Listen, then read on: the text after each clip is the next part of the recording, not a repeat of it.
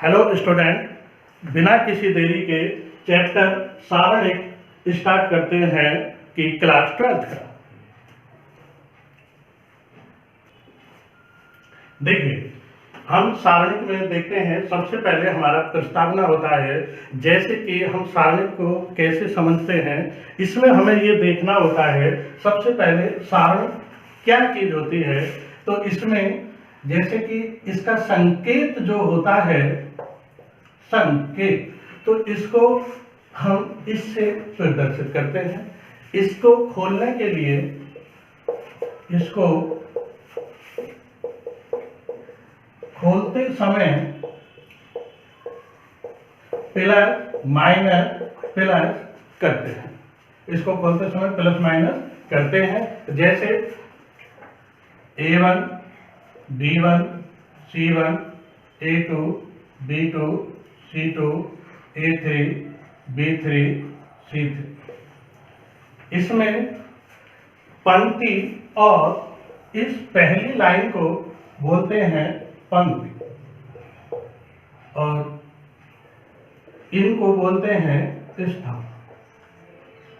जैसे इसको डिनोट करते हैं हम R1 से, इसको R2 से, इसको R3 से, और स्तंभ को प्रदर्शित करते हैं C1 से और C2 से, C3 से। इसको हम ऐसे सारणिक को प्रदर्शित करते हैं। दूसरी बात, इसका खोलने का तरीका, जैसे A1 B1 A2 B2, ये इसमें हम R मल्टीप्लाई C करते हैं। जैसे कि हम समझते हैं, इसमें बच्चा ये कहता है कि ये K/K की सारणिक है। तो अब देखिए इसमें क्या है, ये 2/2 की सारणिक है। 2/2 की सारणिक है क्योंकि इसमें क्या है, रो 2 है और कॉलम भी 2 है। तो जैसे रो देखिए R1 और R2 है, उसके बाद में कॉलम भी कितने हैं, C1 C2। अब इसका खोलने का तरीका, जैसे कि अब देखिए खोलने का तरीका इसका क्या होगा। खोलने का तरीका जैसे 3 4 6 7, ये मैंने अवयव आपके ले लिया।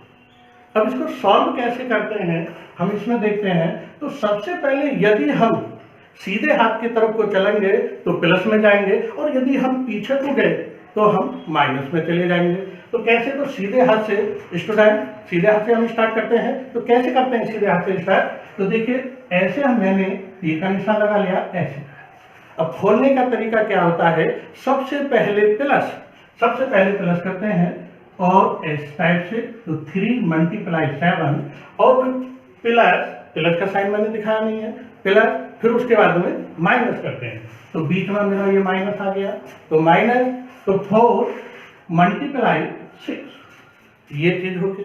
अब इसको सॉल्व करके लिखते हैं 7 या 21 6 चौक 24, तो इक्वल, तो माइनस के 3, ये हमारा आंसर। इस प्रकार से हम सारणिक को सॉल्व करते हैं।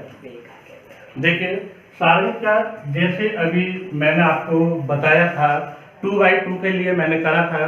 अब एक आप कह रहे थे कि 3/3 का, तो अब देखिए 3/3 का कैसे मुझे करना है।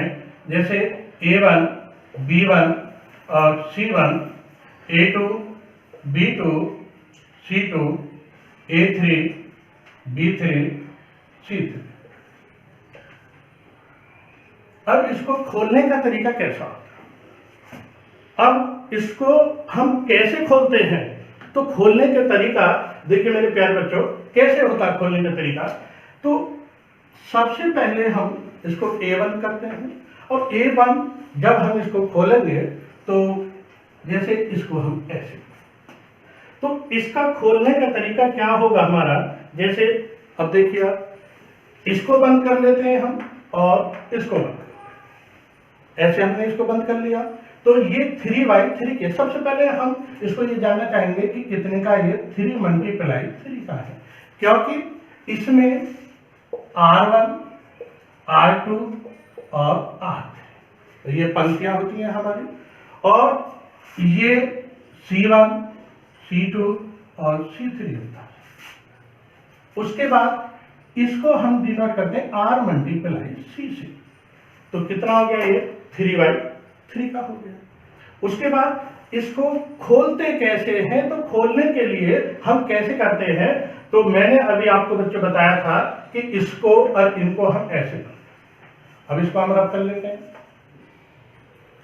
तो अब देखिए ये हमने ऐसे छुपा लिया और ये हमने ऐसे छुपा लिया, तो इसका हमने क्या करा B2, फिर जो जो ऐसे छुपाने के बाद में जो बच रहा है उसको ले लिया C2, B3, C3, ये लगा लिया।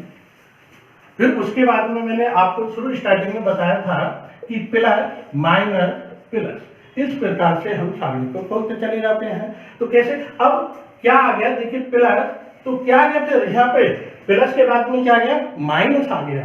तो मैंने यहाँ पर माइनस, और माइनस का कितना, तो माइनस का B1, ये माइनस का B1। फिर उसके बाद में इसी प्रकार से हम ऐसे करेंगे, इसको बंद कर लिया और इसको बंद कर लिया, तो ये वाले और ये जो बच गए इनको हमने फिर पुनः लिख लिया इसी प्रकार से।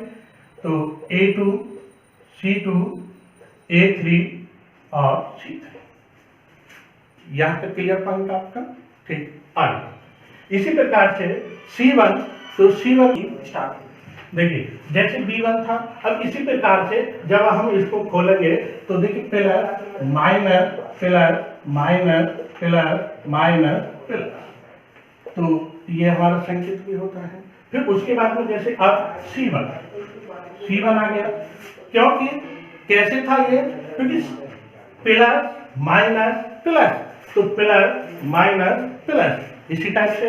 अब C1, तो C1, अब जैसे मैंने अभी आपको समझाया था इसी प्रकार से इसको बंद किया और इसको बंद किया। अब मेरा क्या बच गया, इनको लिख लिया मैंने, तो A2, B2, फिर A3 और B3, ये हमने सारणी को खोल दिया।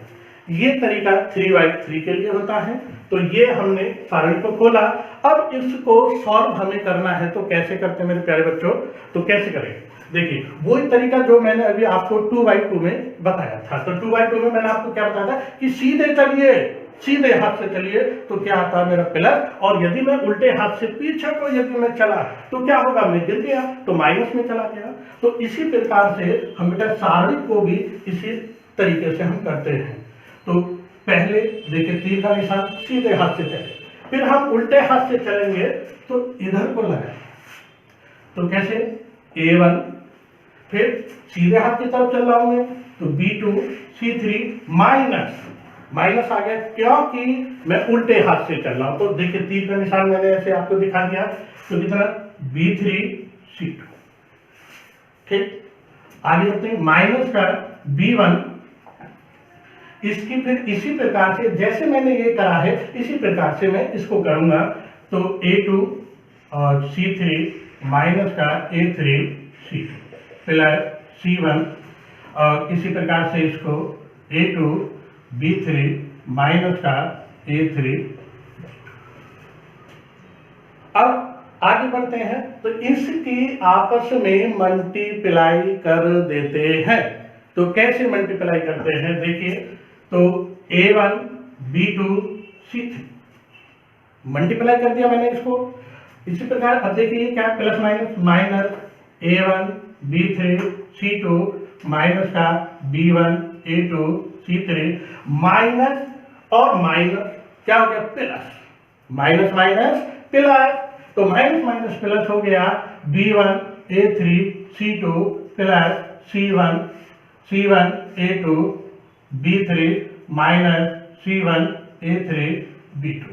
तो ये इसका मेरे प्यारे बच्चों, ये इसका खोलने का सारणी का तरीका हो गया 3/3 का।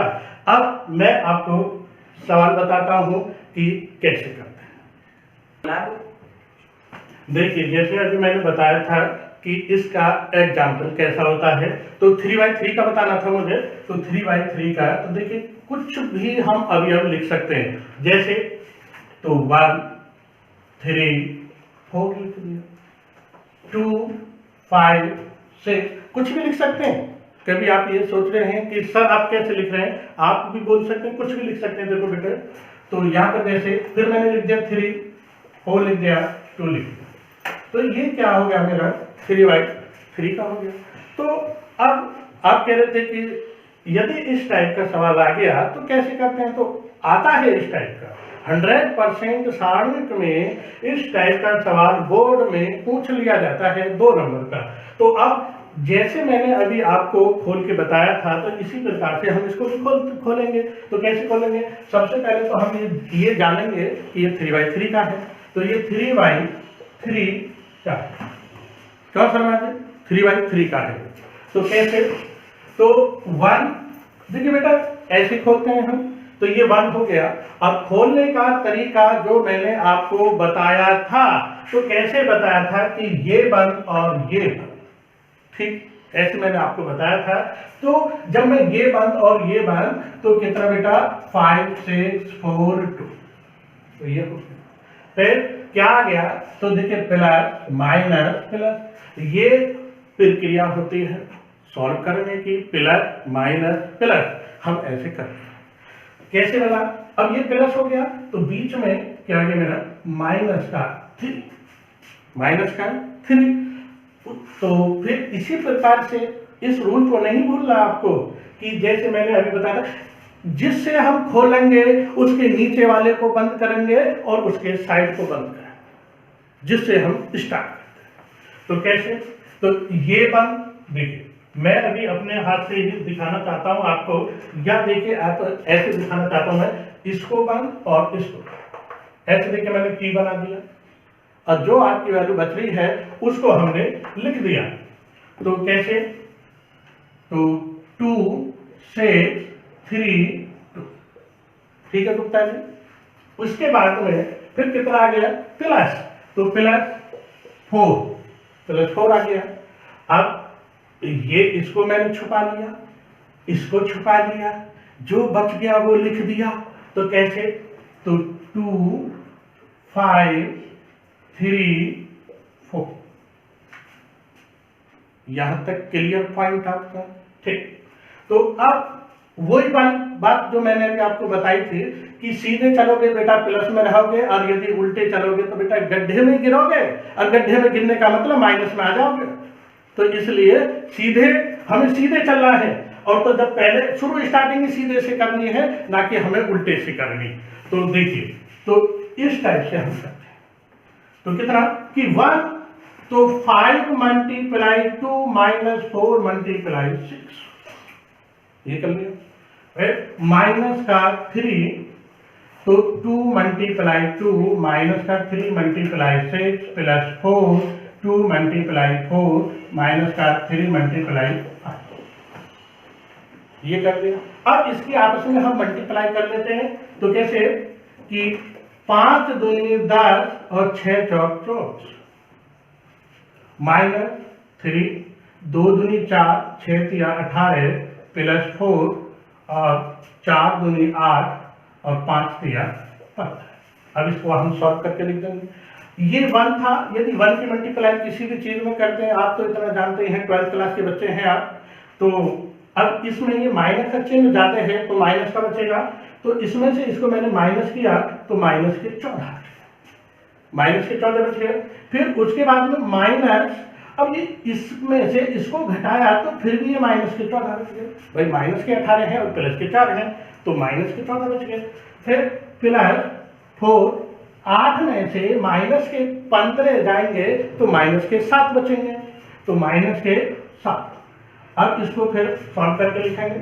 वही यहाँ पर 1 था तो ये माइनस का 14 जाएगा, माइनस के 14, और ये माइनस और ये माइनस, तो कितना हो गया प्लस, तो ये हो गया प्लस, और 14 3 42, 14 3 कितने हो गए हमारे 42 हो गए। फिर ये प्लस और माइनस, तो कितने 7 चौक 28, तो 7 चौक 28, 7 चौक 28। उसके बाद अब इसको प्लस करके लिख दीजिए। देखिए ये प्लस, ये माइनस के हैं, ये प्लस के हैं, तो आप इसमें से इसको घटा देंगे तो कितने हो गए 28 में से 14 गए तो 14 और प्लस के 42, तो कितने हो गए 4 2 6 और 4 1 5, ये मेरा आंसर हो गया। इसी प्रकार से हम 3x3 सारणी को सॉल्व करते हैं। देखिए, जैसे कि हमारी जो सारणी की कुछ महत्वपूर्ण बातें होती हैं और ये नोट करने वाली बात है। यदि किसी सारणी की पंक्ति को स्तंभ और स्तंभ को कॉलम में स्तंभ को पंक्ति में बदलने पर सारणी के मान में कोई भी परिवर्तन नहीं होता है या कोई बदलाव भी नहीं होता है। जैसे, तो मैं लिखूंगा आपको, जैसे A1 B1 C1 A2 B2 C2 A3 B3 C3। यदि हम इसको खोलते हैं तो जैसे मैंने बच्चों लिखा था अभी कि पंक्ति को स्तंभ में और स्तंभ को पंक्ति में बदलने पर इस सारणी के मान में कोई भी बदलाव नहीं होता है। जैसे अब हमने ये करा, यदि मैं इसी को इक्वल कैसे A1 A2 A3 B1 B2 B3 C1 C2 C3 कर देता हूं तो सारणी के मान में भी कोई परिवर्तन नहीं होता है। जैसे कि R रिप्लेस C या C रिप्लेस R कर देते हैं तो इस सारणी के मान में कोई भी परिवर्तन नहीं होता है। देखिए, जैसा कि अभी मैंने रोल नंबर पहले बताया था, तो इसी प्रकार से यदि किसी सारणी की कोई भी दो पंक्तियां या दो स्तंभ बराबर होते हैं तो उस सारणी का मान 0 होता है। जैसे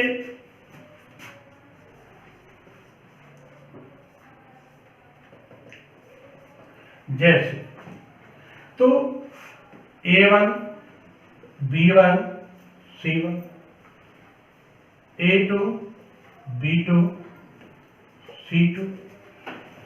अब मैंने बोला था कि दो पंक्ति या दो कॉलम एक जैसे होने पर सारणी का मान 0 हो जाता है। तो A2 B2 C2 ये तो मैंने लिख दी कि पंक्ति। अब यदि कॉलम की बात आती है तो A1 और कितना A1। तो अब इसको हम खोल के दिखाते हैं कि मैंने इसमें बताया था कि जब दो पंक्ति या दो कॉलम एक जैसे होते हैं तो उस सारणी का मान हमारा 0 हो जाता है। जैसे अब इसको खोल के हम देखते हैं क्या ये वाकई में 0 हो जाता है या नहीं होता। तो इसको हम खोल के देख लेते हैं। तो देखिए, खोलने का तरीका हमारा वही रहेगा जैसे कि हमने आपसे पहले भी सारणी को खोला था। तो कैसे, A1 वही प्रक्रिया है कि इसको बंद करिए और इसको बंद करिए और इनके हम आपस में मल्टीप्लाई कर देते हैं। तो कैसे, तो B2 C2 minus B2 C2 फिर प्लस माइनस तो माइनस B1 ये बन और ये बन तो A2 C2। देखिए ये है, क्योंकि इसको मैंने दुखा लिया। मैं थोड़ा अब मैंने ये चीज मैं अभी पहले कुछ देर पहले मैं अभी आपको बता चुका था कि कैसे हम इसको खोलते हैं। तो इसी प्रकार से मैं खोल रहा हूँ इसको। तो देखिए, जैसे ये B1 तो A2 C2 पे माइनस का A2 C2 ये चीज होगी। फिर उसके बाद में प्लस C1 ये बन और ये बन, इसके इसमें हम आपस में करेंगे तो A2 B2 माइनस का A2 और B2। तो आप जानते हैं कि जो एक जैसा होता है और प्लस माइनस का होता है तो हम उसको काट देते हैं। ठीक है, तो अब देखिए कैसे, B2 C2 ये प्लस का है और ये माइनस का है, तो क्या हो गया बेटा, ये हमारा कैंसिल हो गया। बात आई समझ में? तो आगे बढ़ते हैं। ये A2 C2 इससे ये मैंने इसको कैंसिल कर दिया है, क्योंकि प्लस माइनस के कट जाते हैं और जो एक जैसे साइन होते हैं। तो अब जैसे A2 B2 और A2 B2 ये कट गए, अंदर कितना हो गया, 0। तो A1 0, B1 0 और प्लस C1 0। जब किसी की मल्टीप्लाई 0 में करते हैं तो उसका आंसर भी 0 आ जाता है। तो 0 माइनस 0 प्लस 0 तो इक्वल 0, तो ये हमारा आंसर हो गया। तो इसीलिए जब किसी भी दो पंक्ति या दो स्तंभ बराबर होते हैं तो हमेशा उस सारणी का मान 0 ही आता है, हमेशा। ये था सारणी का इंट्रोडक्शन इस वीडियो में, और सारणी के सवाल हम नेक्स्ट वीडियो में करेंगे। यह वीडियो आपको अच्छी लगी है तो लाइक करें, शेयर करें और सब्सक्राइब करें।